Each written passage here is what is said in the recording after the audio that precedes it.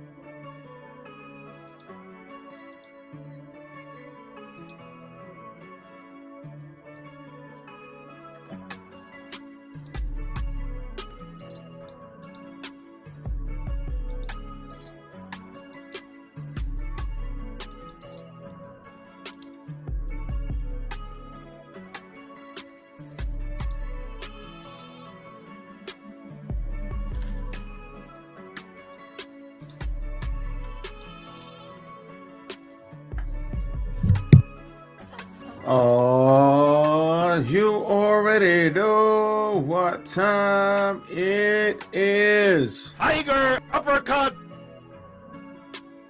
What the Wrestling is back, everybody. Man, oh man, I've been gone for a minute. Now I'm back with the jump off. Man, we got a whole bunch of things coming to you today. And we got a whole bunch of things to talk about. We got a bunch of different shows, a little bit of this, a little bit of that. So we got to go ahead and get this party started. So without further ado, let's go.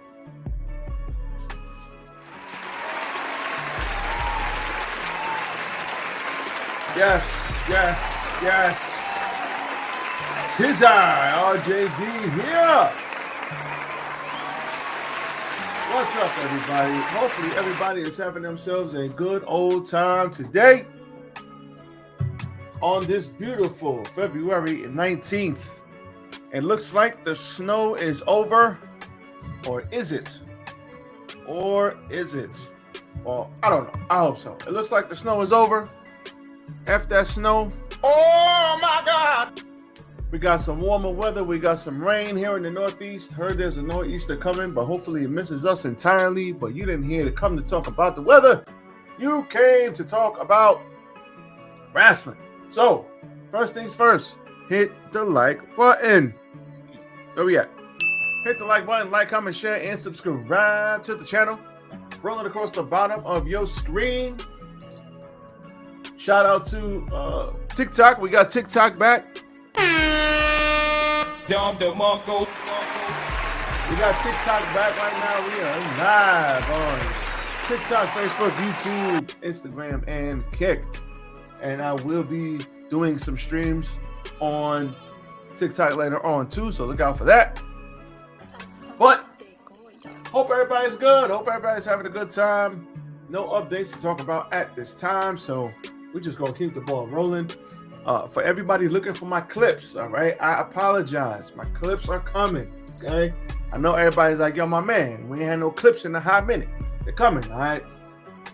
I had to change programs, and I don't know why I did that, but we're going back to Opus because Opus is the jaunt. So don't worry about the clips. They're coming back real soon, right? Because I know my clip level. It's over 9,000! It's over. All right. So with that being said, I did miss SmackDown. I missed talking about it. So I'm going to talk about it right now, real quick. Get it on, get it in, real quick. So, Smacketh of the Down. Real quick. What did we have? We had Whoop That Trick beating Rey Fenix. First things first. You stupid.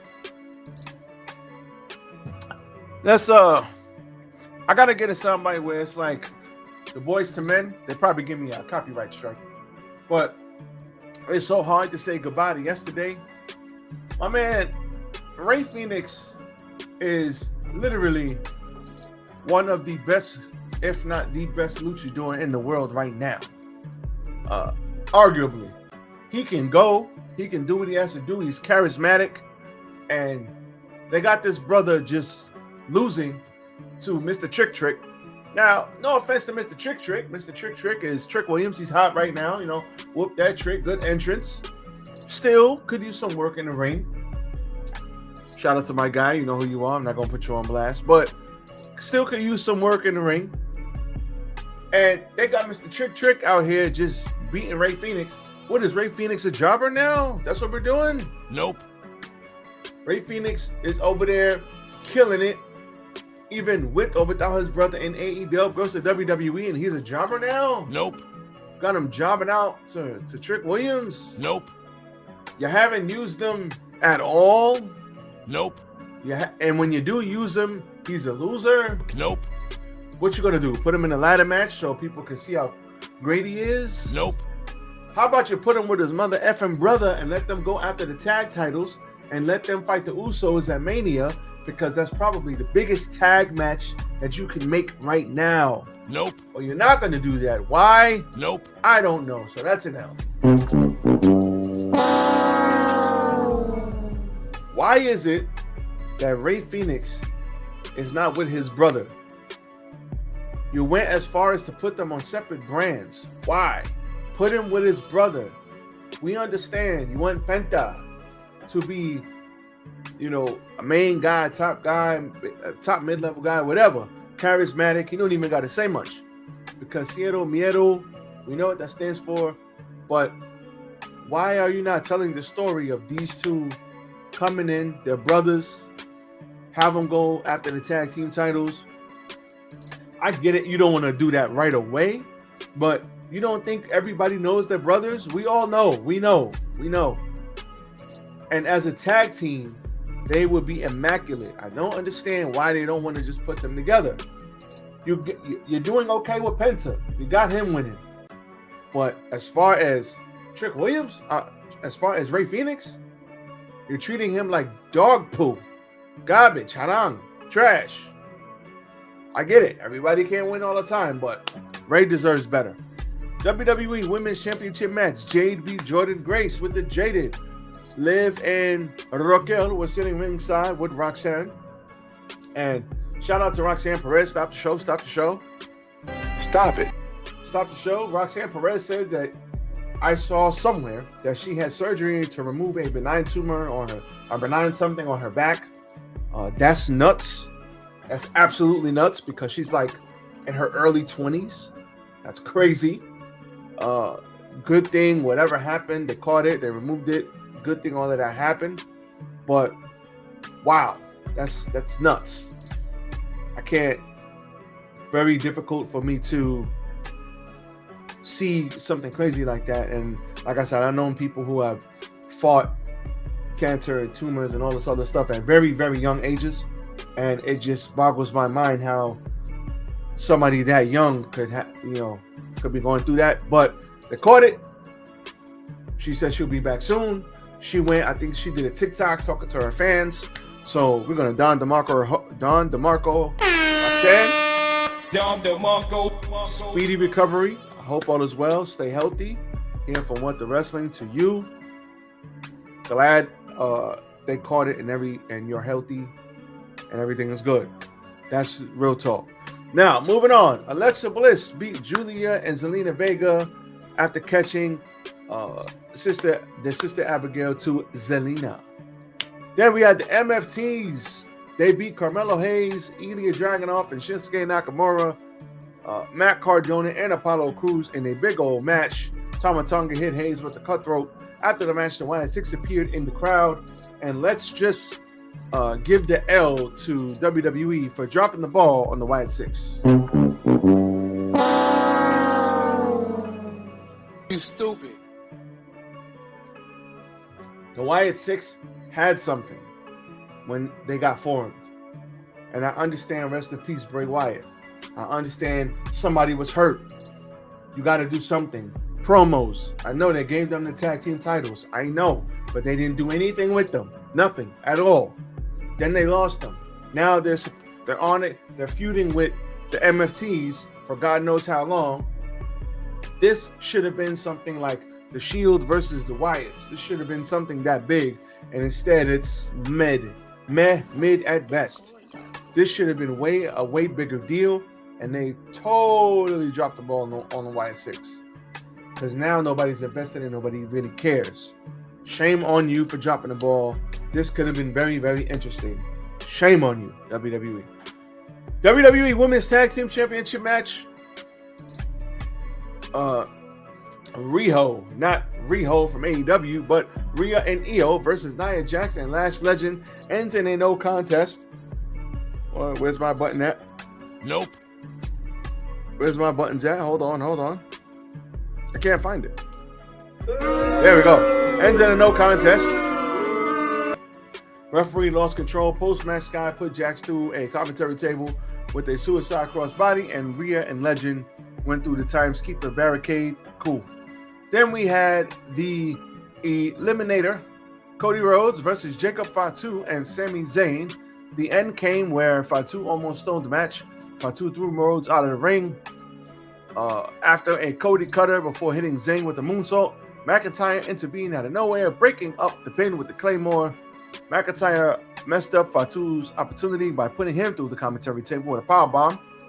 Then he knocked down Cody with the Claymore. Dragged Sami Zayn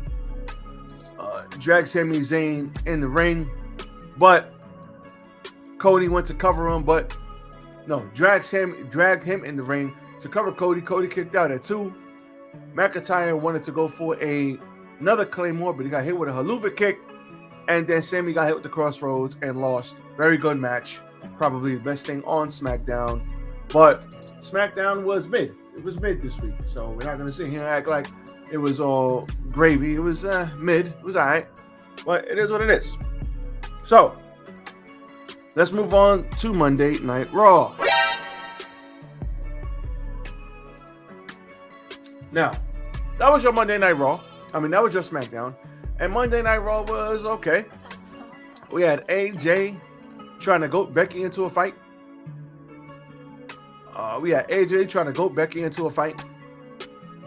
Talking about how she was gone for 10 years and Lynch still hasn't caught up to her. Fans like her better. They buy more of her merch. And after Lynch came to ringside, Lee offered to throw hands. And she said she'd even let Lynch have the first shot. And she was like, you know what? Nah, I'm good.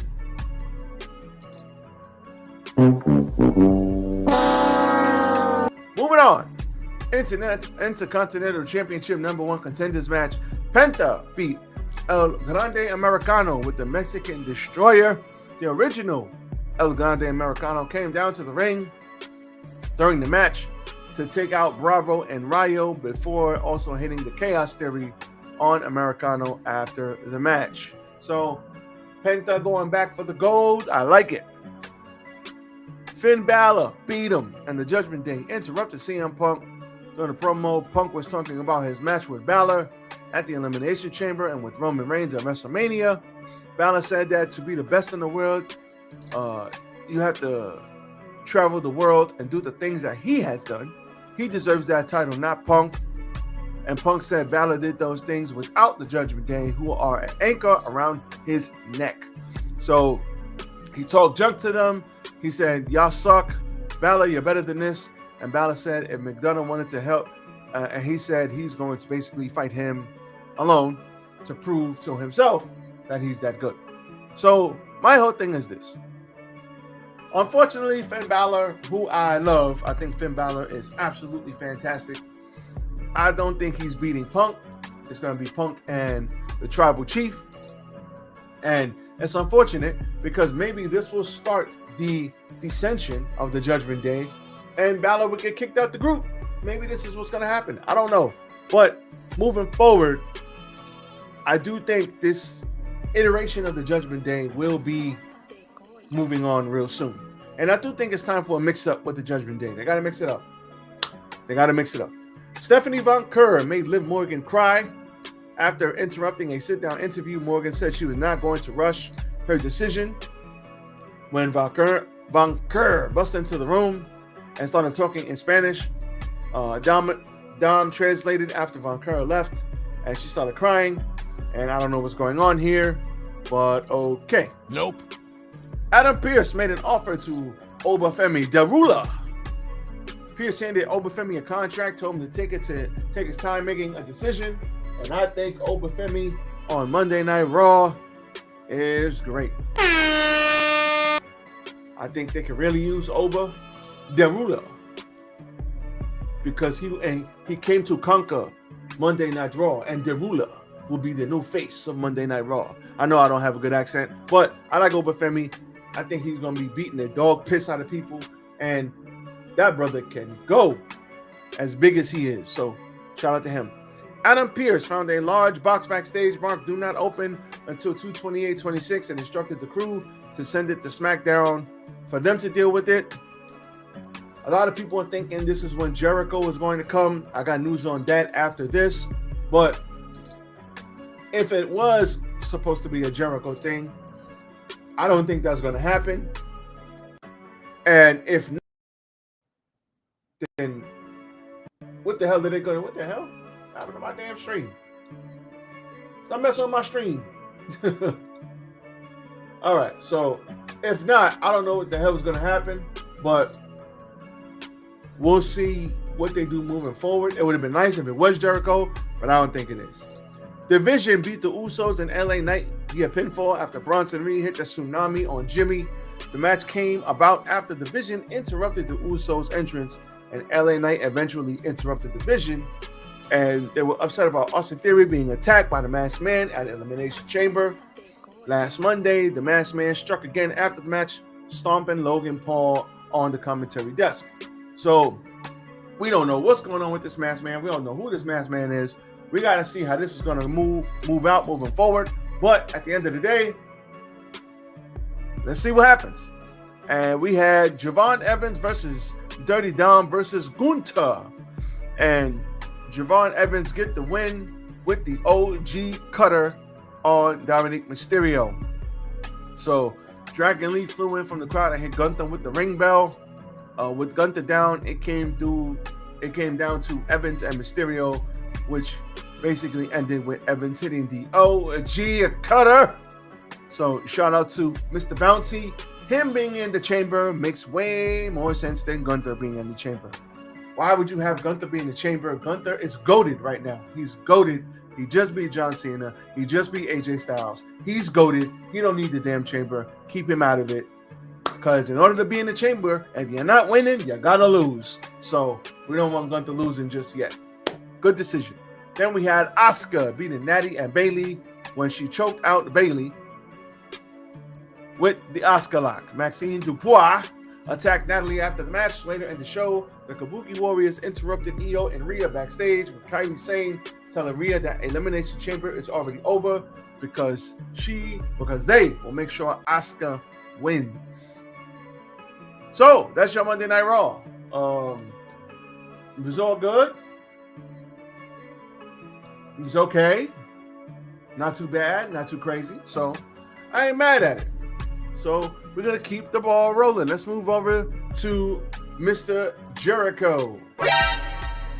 All right. So Chris Jericho's return might not be imminent after all, per Ringside News. So the internet lit up after WWE Raw dropped the mystery box label "Do Not Open" until 2/28, with fans quickly jumping to one conclusion: Chris Jericho could be on his way back. But that speculation has already been taken a major hit, and now with the new update making the situation even clearer. As previously reported by Fightful Select, shut down the idea that Jericho is tied to the Raw angle, noting that he remains under contract with AEW. He is still listed on the company's official roster, and there has been no internal indication of his departure. Now, additional context from Wrestling Observer Radio is adding more weight to the belief that Jericho isn't going anywhere anytime soon. Dave Meltzer addressed, I don't know, Dave been 50-50 as of recently. Dave Meltzer addressed that the growing talk about Jericho's contract status, specifically the idea that his deal may have been extended due to time missed in 2025. According to Meltzer, that theory isn't just speculation, it lines up with what he's hearing behind the scenes. So, and I quote, "I would be 95% sure that that's true. I mean, I've heard things along the lines, and the fact that nobody has said it's not true, usually when something like that is not true, somebody says it and nobody has." So here's my thing. And I quote, he continues, "The whole thing of freezing a contract, if you're out for a period of time, they can't add time back on. That's standard in wrestling contracts." Quote, "A couple of years ago, I would have thought that he would just stay in AEW until the end. I don't think going back for the Hall of Fame is that big of a deal to him personally. It's probably better for his career at this point to be in a place where the fan base is more accepting of him." Now, let's deep dive into this. Messed up. Damn. Let's deep dive into this. So, the thing is this.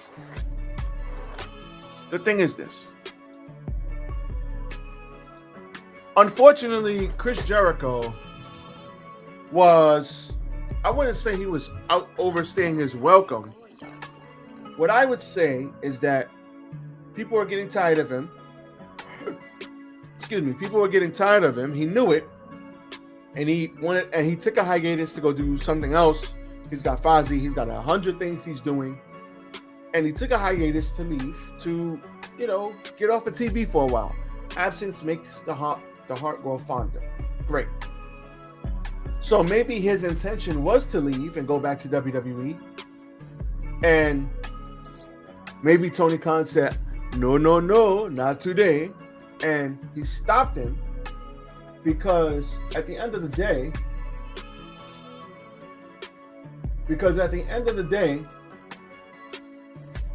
Tony Khan, we know how he is, and he will absolutely add time to your contract, and he will put you on the sideline if he believes that you're going to WWE. He absolutely will do that, 100%. He will put people on the sideline and not use them, and then they'll be creatively frustrated, they'll be highly irritated, they'll be aggravated. He does that. That's what he does. And unfortunately, I think Jericho is planning to leave. Now, when they asked him, hey, what do you think about Jericho? Jericho is welcome to come back at any time. Jericho is a pivotal part of AEW, and we would love to have him back. Yeah, no shit. No shit, you would love to have him back. But at the end of the day, Jericho, if it wasn't for Jericho, AEW wouldn't be as big as it is. Jericho was a big star. He had the company on his back, especially early on, giving it some traction. He's been in a lot of things. He's been in the company 6 years. What more is there for him to do here? I think, me personally, I think Chris Jericho was well worth the return on the investment. The investment into Chris Jericho, I think, helped put this company on the map. He got it off the ground. Let the man leave and go back to WWE if that's what he wants to do. But I'm not mad at that. What more could he done? He's been the champion. He's been tag team champion. He's been Ring of Honor champion. He helped people in the beginning. He was a household name. People tuned in because of him. He was in great angles. Like, what more can the brother do? If people are getting tired of him and he wanted to get off of TV and you tacked on time because of that, come on, bro. What you going to tack on a couple of months to avoid the inevitable? Now, I don't know if TK did this or not, but it does beg the question, why would they do this angle if it wasn't something major? Because suppose they do this angle and it's somebody who nobody cares about, and that's the person who comes back. Then what was the point of that? It's just going to be disappointing. Chris Jericho was floundering. There was bad creative. There was a lot going on. So the fact that he was floundering and it was bad creative and all of this stuff was going on, it's a good thing he stepped away. It's a good thing he stepped away. I'm just upset at the fact that if this is true, speculation, of course, but if he had time tacked on, to me, that's stupid, man. Let the man leave. If somebody wants, and my thing is, him out of all people, he served his purpose. So if somebody like that is like, go, listen, I think I've done all I could do. Let me go. Let him go. Let him go. So that's just me. That's my thoughts. And we will see what's going on with Mr. Jericho. We will see moving forward. So, real quick, I do have Grand Slam results. Real quick. We're going to get into this. We had I said Grand Slam, damn it. Grand Slam results are as follows. Grand Slam was a good show, solid show. That joint totally took out my results for Grand Slam. All right. So, Grand Slam.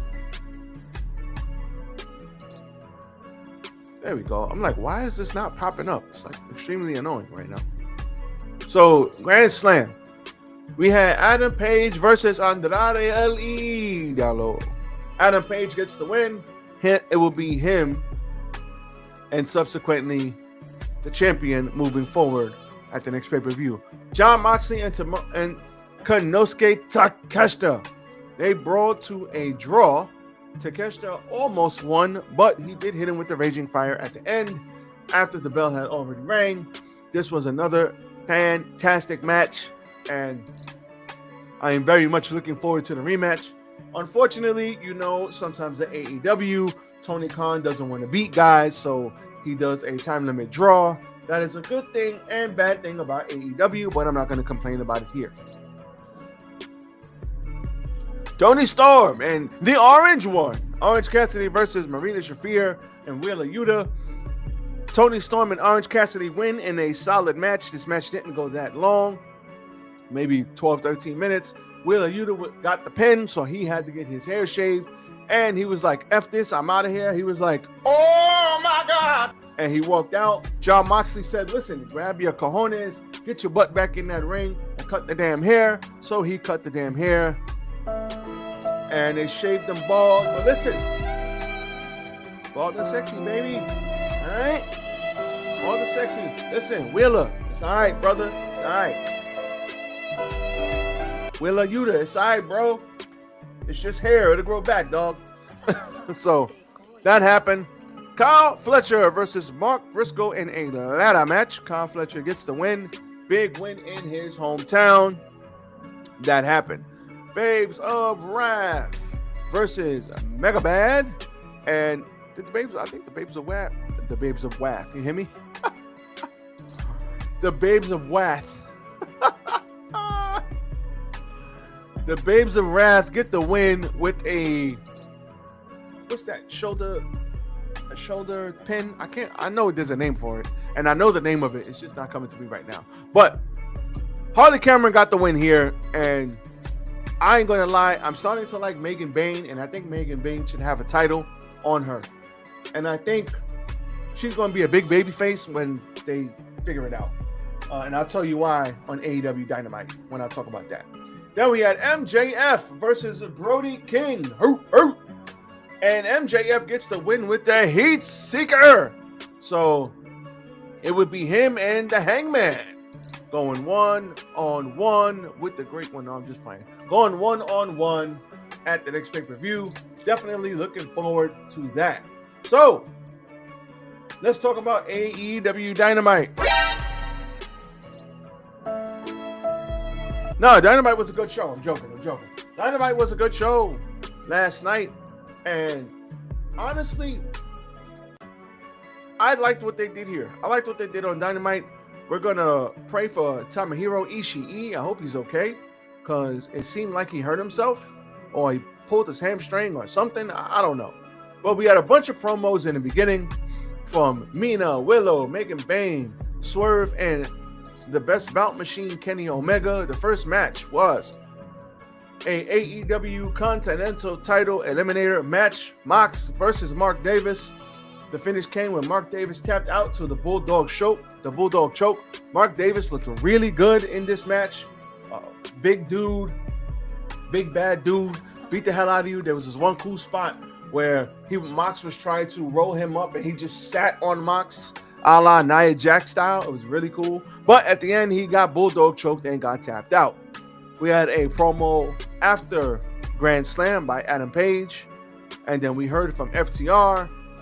They talked their junk. The Young Bucks came out and they had the wheelchair with this dude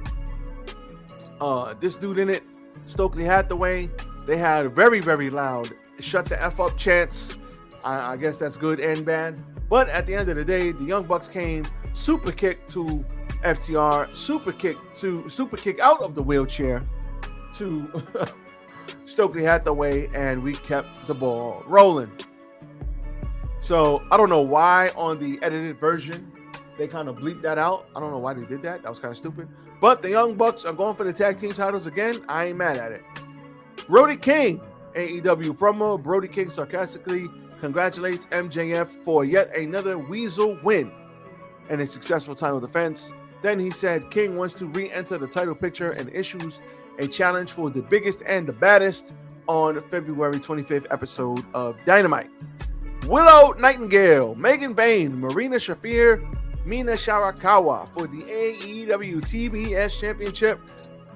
This was very good. The only thing I didn't like about this match, here's what I know. Marina Shafir still looking like a badass. I love it. Then we had Mina Shirakawa.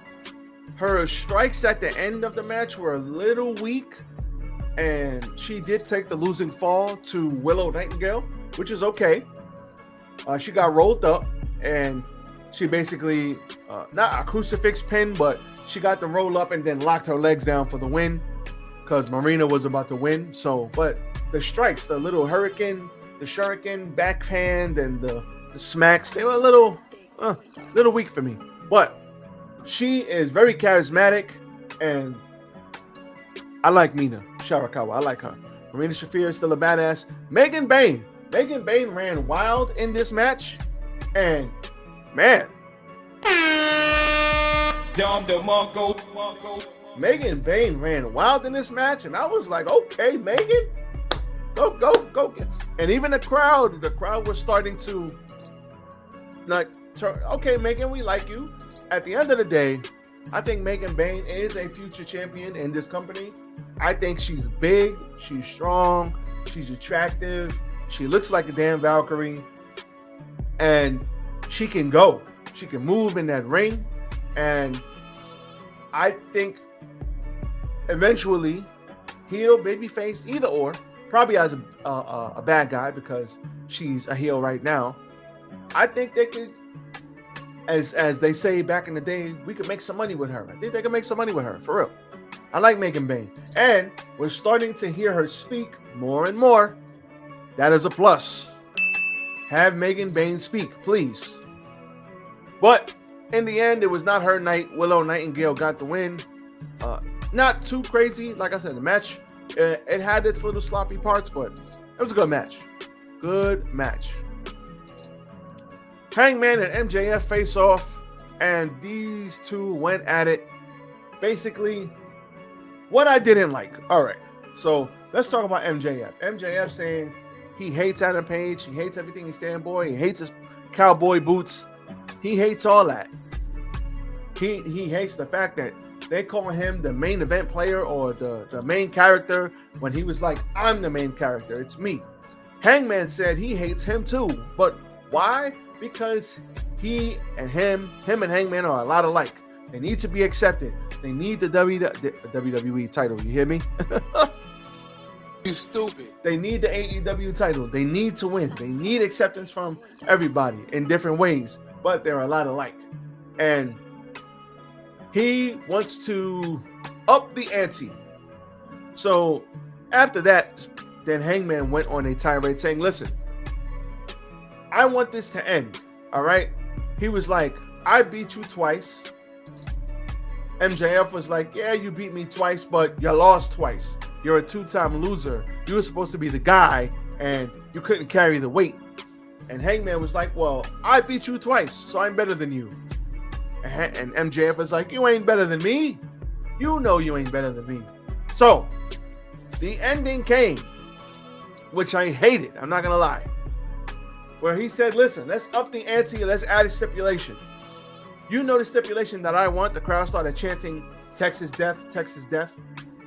And he was like, hell no, absolutely not. We're going to have a regular wrestling match. And if you don't like it, F you.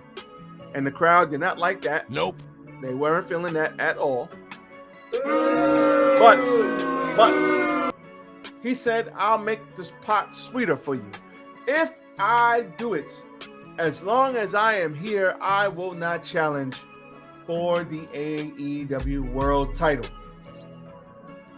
He said, if I lose, I won't challenge for the title anymore.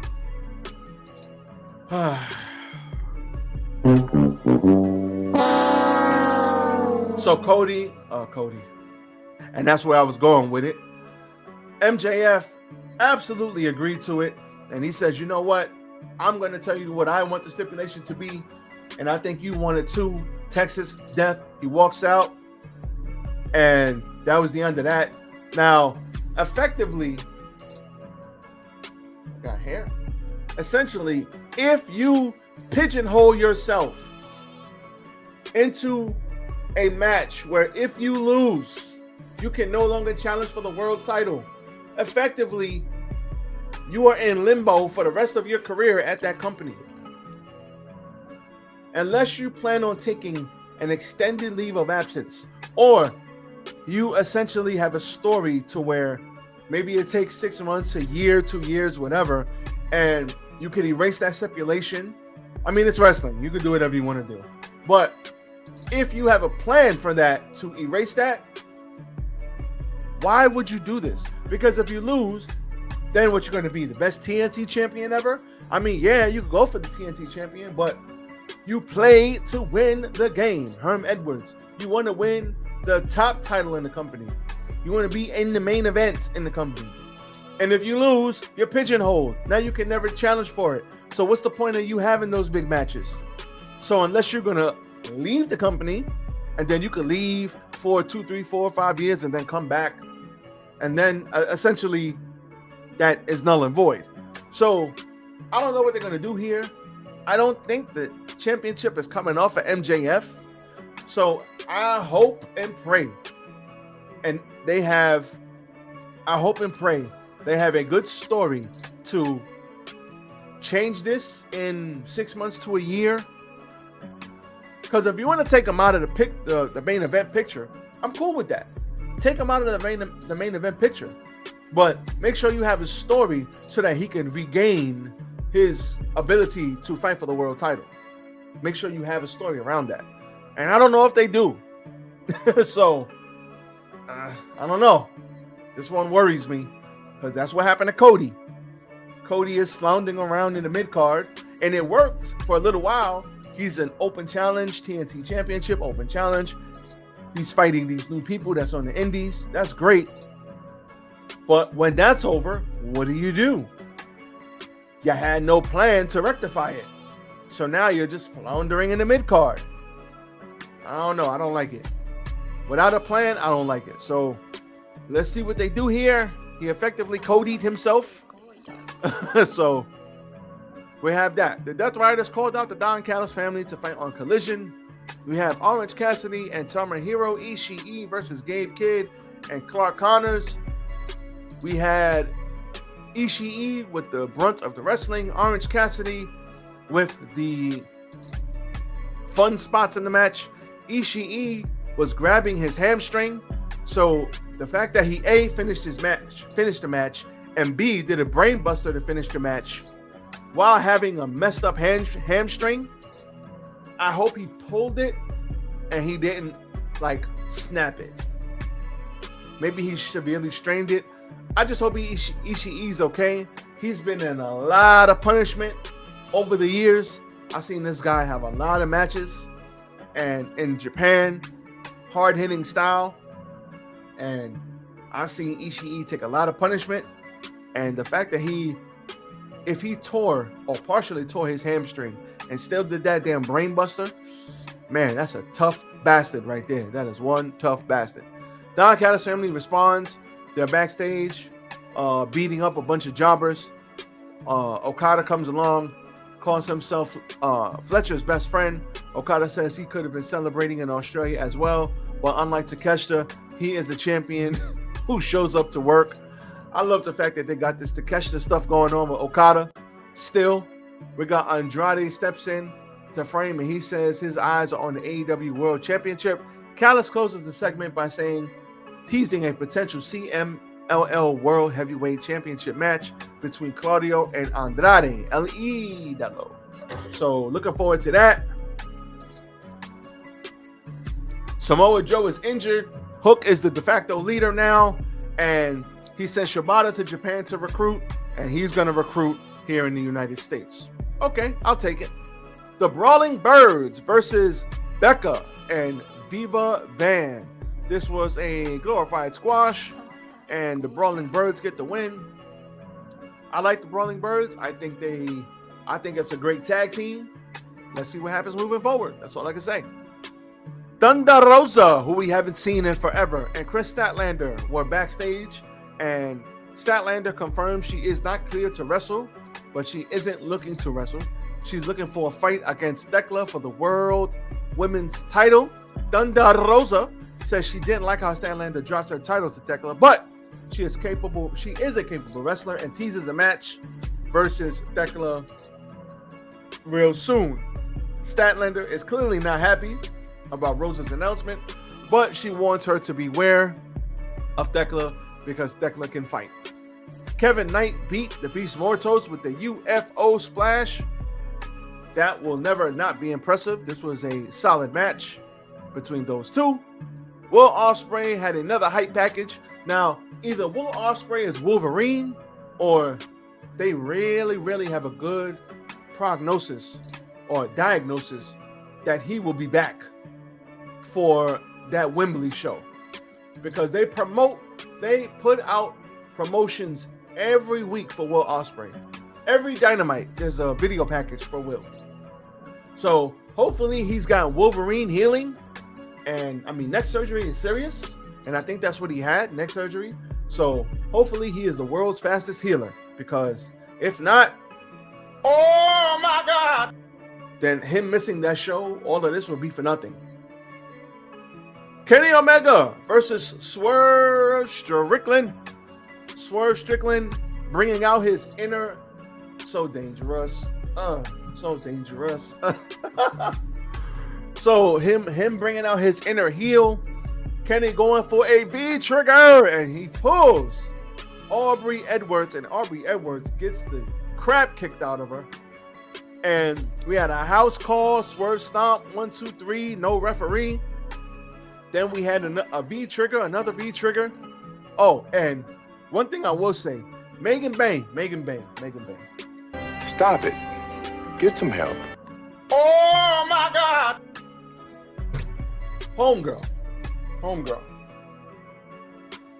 Megan Bain took I want to say it was a German suplex off the top or something like that. And she landed almost on top of her freaking head. Oh my God. Megan Bain is like my height. She got to be about 6 feet, 6'1". She's about my height. She's bigger than all them girls. And Megan Bain, we don't want you to get hurt. All right? Please land on your back. Please land on your shoulder. Land on your ass. Please don't land on your neck. My God. I was like, oh my God, Megan Bain. And they was checking on her and she looked okay. But Brian Alvarez has said this. A neck injury doesn't happen just once. You land on your neck for 5 years straight. And then next thing you know, you go to the doctor's office and your doctor's like, yeah, your neck is effed up, my guy. You need surgery. But I feel fine. Yeah, but 5 years of landing on your neck will do that to you. Megan Bain, please be careful. Please. I beg of you. So, back to it. Swerve stomp. No referee. They get a referee out there, but these guys continue to fight all over the place. We had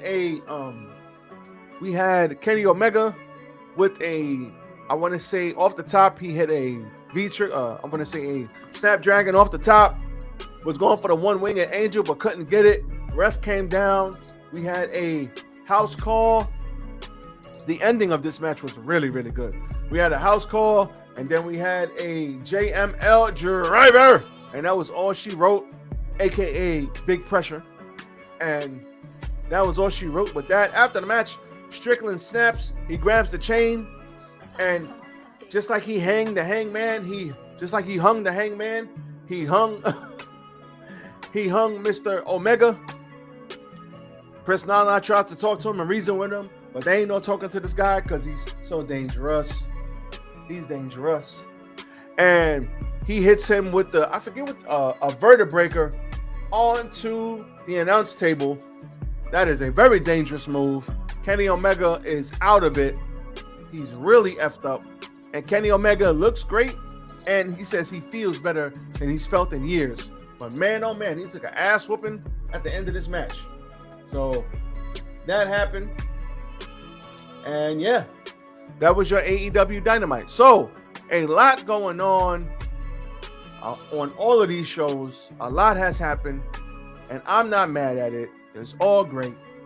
So what I will say is that AEW put on a good show. Monday Night Raw is kind of lacking. SmackDown is kind of boring. But we'll see what happens if they pick it up.